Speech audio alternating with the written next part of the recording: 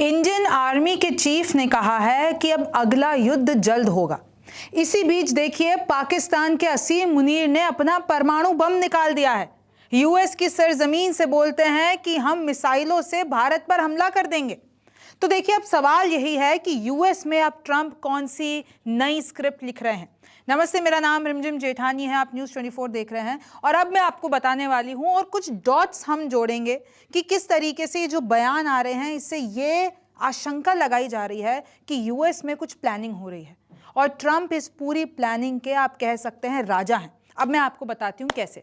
भारत के थल सेनाध्यक्ष जनरल उपेंद्र द्विवेदी ने कहा कि पाकिस्तान से जल्द ही दोबारा युद्ध होने की आशंका है।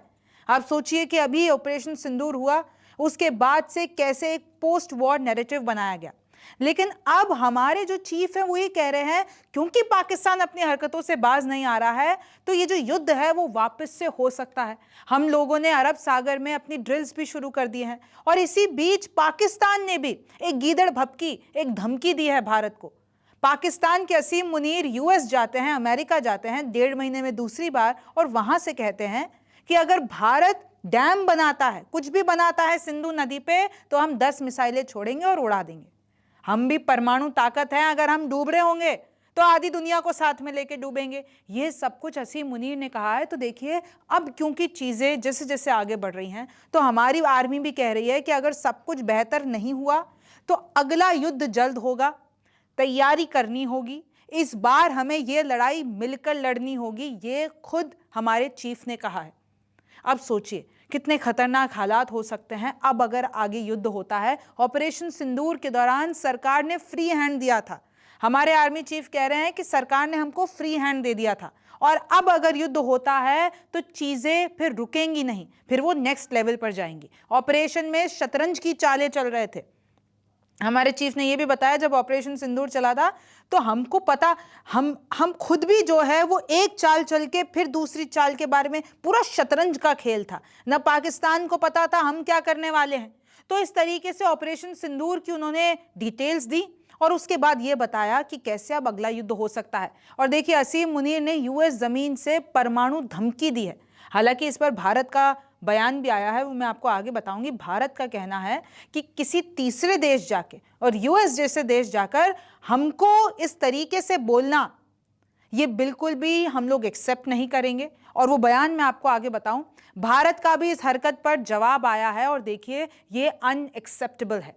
क्या ट्रंप अब अगले युद्ध में पाकिस्तान के होंगे? अब क्या भरोसा ट्रंप का? अगर यूएस की जमीन पर जाके पाकिस्तान के असीम मुनीर भारत को परमाणु धमकी दे सकते हैं तो सोचिए ट्रंप वहां पर यूएस में बैठे बैठे क्या स्क्रिप्ट लिख रहे हैं।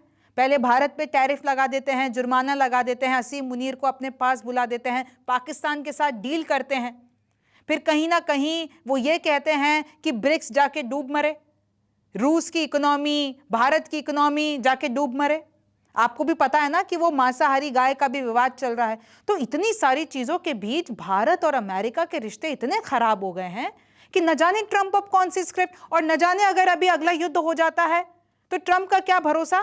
ट्रंप अगर इसके पाकिस्तान के साथ हो लिए तो, असीम मुनीर के साथ हो लिए तो, अपने ट्रेड के चक्कर में, क्योंकि असीम मुनीर तो कह ही रहे, हम तो आगे वो तो वकालत कर ही रहे हैं कि भाई ट्रंप को नोबेल पीस प्राइज मिलना चाहिए। तो ट्रंप अपने ट्रेड के चक्कर में, अपने नोबेल के चक्कर में, क्या पता अगर अगला युद्ध हो। जैसे आपको पता है ना 1971 में क्या हुआ था, अमेरिका ने क्या किया था, भिजवाए थे हथियार पाकिस्तान को। तो कहीं वो जो अपनी फितरत है, कहीं अगर अमेरिका ने फिर से रिपीट कर दिया तो, पाकिस्तान को हथियार भिजवा दिए तो चाइना से, क्योंकि आपको पता है पाकिस्तान सारे हथियार चाइना से लेता है और वो फुस होगा एकदम से भारत के सामने। आप भी जान रहे हैं ना हमने कितना पाकिस्तान का नुकसान किया है। अब पाकिस्तान अगर अमेरिका से डील कर ले तो देखिए ये जो है बहुत कुछ डराने वाला है कि ऐसी कौन सी स्क्रिप्ट अमेरिका में चल रही है जो 2 बार असीम मुनीर वहां पे इन्हीं 2 महीनों में चले जाते हैं। इतना इंपॉर्टेंस अमेरिका पाकिस्तान को क्यों दे रहा है, ये जानते हुए कि भारत के साथ उसकी हिस्ट्री क्या है, भारत के साथ अभी ऑपरेशन सिंदूर हुआ है, कैसे प्रधानमंत्री मोदी ने भी कहा है कि आतंकवाद को स्पॉन्सर डायरेक्टली इनडायरेक्टली हम नहीं सहेंगे। देखिए अभी एयरफोर्स चीफ एपी सिंह ने भी कहा था कि पाकिस्तान के 5 लड़ाकू विमान हमने गिराए हैं।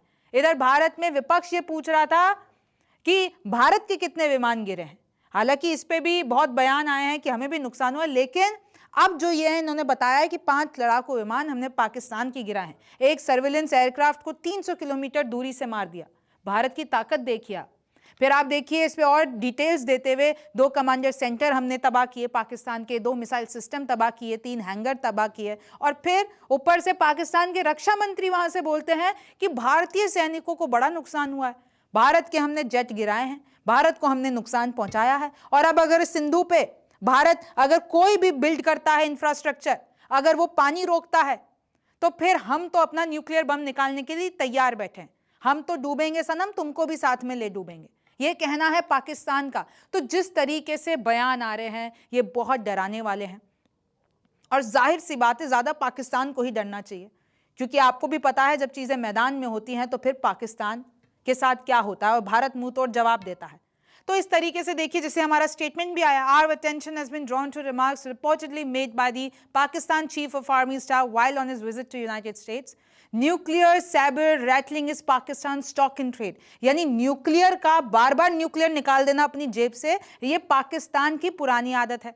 The international community can draw its own conclusions on the responsibility inherent in such remarks, which also reinforce the well-held doubts about the integrity of nuclear command and control in a state। यानी इसमें एक तरीके से बताया जा रहा है international community को सोचना चाहिए, और किस तरीके से कोई न्यूक्लियर धमकी, कोई ऐसी राह चलती धमकी है जो आप कभी भी कहीं पे भी दे दोगे। It is also regrettable that these remarks should have been made from the soil of a friendly third country. जो यूएस हमारा दोस्त है, जो अमेरिका हमारा दोस्त है, वहां से जब पाकिस्तान भारत को न्यूक्लियर धमकी दे रहा है तो ये सुनकर हमें रिग्रेट है। ये चीज सुनकर India has already made it clear that it will not give it to the nuclear blackmail. We will continue to take all steps. हमारा मैसेज क्लियर है कि न्यूक्लियर ब्लैकमेल चाहे कोई दे दे, हम उसके सामने नहीं झुकेंगे।